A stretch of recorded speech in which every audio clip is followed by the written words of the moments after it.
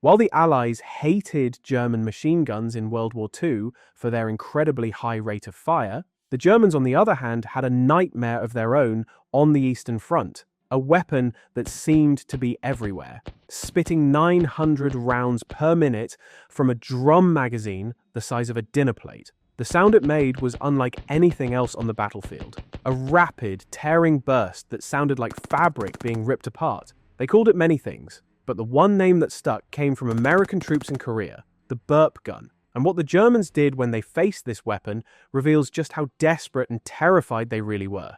They captured thousands and officially issued them to their own troops. When your enemy's weapon becomes your second most common submachine gun, that's not just respect, that's fear. So let's first set the stage and understand how this Soviet weapon came to dominate the battlefields of World War II. In the late 1930s, the Soviet Union saw submachine guns as secondary weapons. They had the PPD-40, but it was expensive to make and required skilled workers. Then came the Winter War of 1939 to 1940, when the Soviets invaded Finland. Finnish troops used the Suomi KP-31 submachine gun to devastating effect. Soviet soldiers with bolt-action rifles were mowed down by Finns firing from the trees with 71-round drum magazines. The lesson was clear. Submachine guns weren't just support weapons. They were the future of infantry combat. The Soviet High Command needed a submachine gun that could be mass-produced quickly and cheaply by unskilled workers. The designer chosen was Georgy Shpagin, and in September 1940, he presented his prototype. The PPSh-41 was officially adopted on December 21, 1940. But when Germany launched Operation Barbarossa in June 1941, the Soviet Union was caught off guard.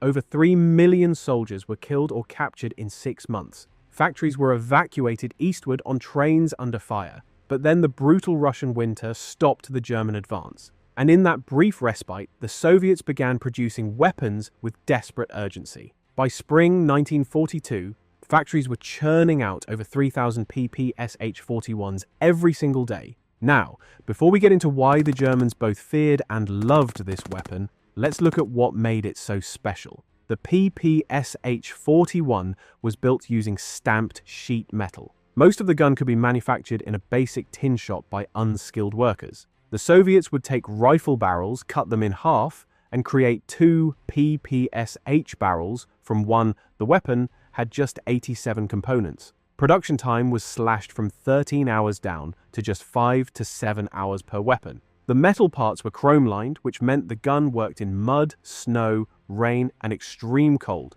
with very little maintenance. The PPSh-41 weighed about 12 pounds with a loaded 71-round drum magazine. But what really set it apart was the rate of fire, 900 to 1,000 rounds per minute. The British Sten fired around 500. The German MP-40 fired about 550. The American grease gun fired 450. The PPSh-41 nearly doubled their rate of fire, and that insane rate of fire created a distinctive sound, a rapid, tearing, burping noise that sounded nothing like other weapons. To the Germans on the Eastern Front, that sound became the soundtrack of their nightmares. By mid-1942, entire Soviet companies were equipped exclusively with PPSh-41s. This wasn't just a few soldiers per squad. This was every single soldier in the unit, armed with a weapon capable of firing 900 rounds per minute.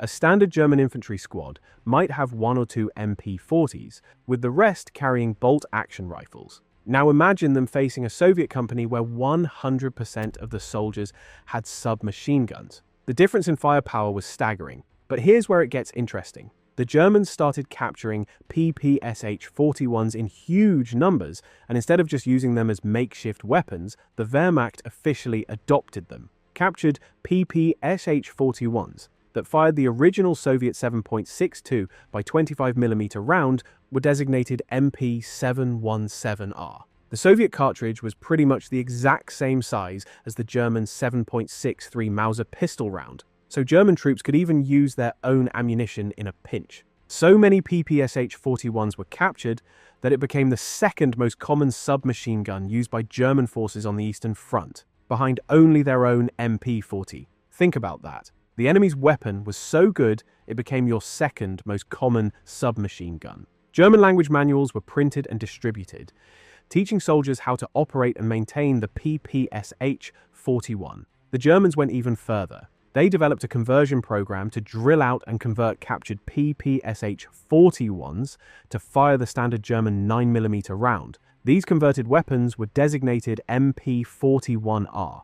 Over 10,000 were converted. Why go through all that trouble? Because the PPSh outperformed the MP-40 higher rate of fire, greater magazine capacity, better range, more rugged construction. It was simply more effective. But there was a darker side to this. German soldiers became so paranoid about Soviet partisans that they would sometimes open fire on anyone carrying a PPSh-41, even if that person was wearing a German uniform and fighting on their side. The curved magazine or distinctive drum created an instantly recognizable profile. More than once, German troops killed their own Ukrainian allies simply because they saw a PPSh and pulled the trigger before asking questions. That's why some German units converted PPSh-41s to use straight MP-40 magazines to reduce friendly fire incidents. Despite how much the Germans loved using captured PPSh-41s, they absolutely hated facing them.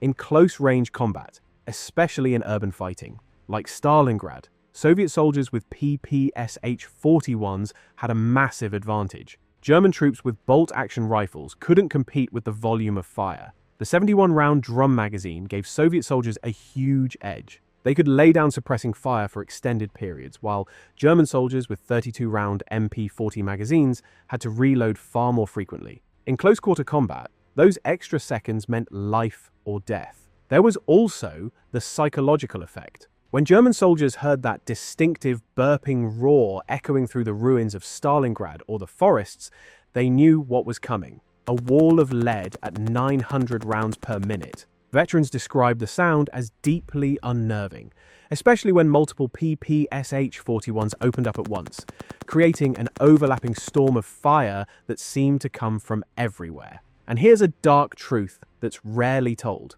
Those captured PPSh-41s in German hands were now killing Soviet soldiers, sometimes the very soldiers who had manufactured them in those frantic wartime factories.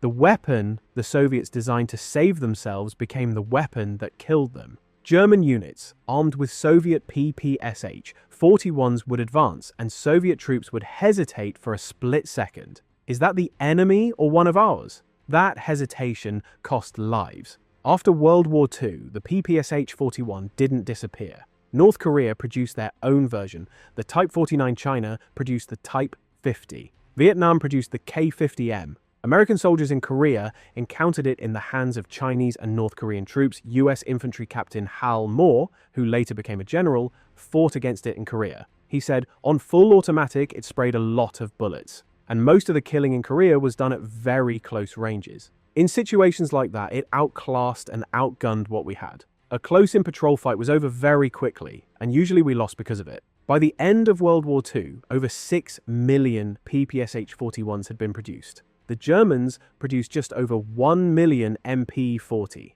The PPSh-41 was the most mass-produced submachine gun in history. It saw combat for decades after, in the Hungarian uprising of 1956, in Vietnam, even in the Syrian civil war. Photos emerged of fighters carrying PPSh-41s over 70 years after the weapon was designed. So why did the Germans fear the PPSh-41 so much? Because it was everywhere. Because it outgunned their own weapons in close combat, because entire Soviet units were armed with nothing else, and most tellingly because the Germans themselves captured and issued tens of thousands to their own troops. When your enemy's weapon becomes your second most common submachine gun, that's not just respect. That's the admission that your opponent built something better. The PPSh-41 proved that in total war, simplicity, mass production, and overwhelming firepower can matter more than precision engineering. It was crude, it was loud, and it wasn't accurate beyond 100 meters. But when you had 71 rounds in the magazine and could fire 900 per minute, accuracy became less important. The Germans learned that lesson the hard way, one burping burst at a time.